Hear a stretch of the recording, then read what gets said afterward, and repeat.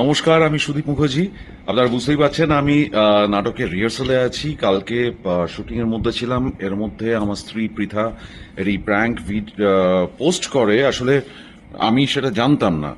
সেই পোস্টটা লিখে যে মিউচুয়াল ডিভোর্স ইত্যাদি, আমরা সেপারেটেড, এই ধরনের একটা পোস্ট করে। আমি একেবারেই অ্যাওয়্যার ছিলাম না। আসলে ওর হঠাৎ মনে হয়েছে যে চারিদিকে এত ডিভোর্স ডিভোর্স নিউজ হচ্ছে, যদি এরকম কোনো নিউজ আমাদের নিয়ে হয় তাহলে কি হবে। ও মানে ব্যাপারটা যেহেতু অতটা ভেবে দেখেনি যে এটা নিয়ে এরকম একটা সোশ্যাল মিডিয়ায় বিশাল রটনা তৈরি হবে, মিডিয়া ঝাঁপিয়ে পড়বে। অফকোর্স। আর আমিও সারাদিন শুটিং এর মধ্যে ছিলাম, আমি জানতাম না। আমি হঠাৎ করেই দেখলাম যে আমার কাছে প্রচুর মিডিয়ার বন্ধুদের ফোন আসছে।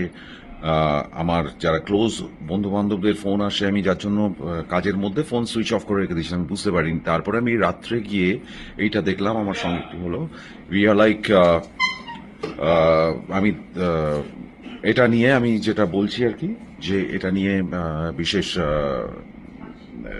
জাস্ট এমনি একটা পোস্ট করেছিল, অত বোঝেনি। We are together, absolutely. It's a prank. সুতরাং এটা নিয়ে খুব একটা চিন্তার কিছু নেই। Be happy and keep smiling and no hard feeling.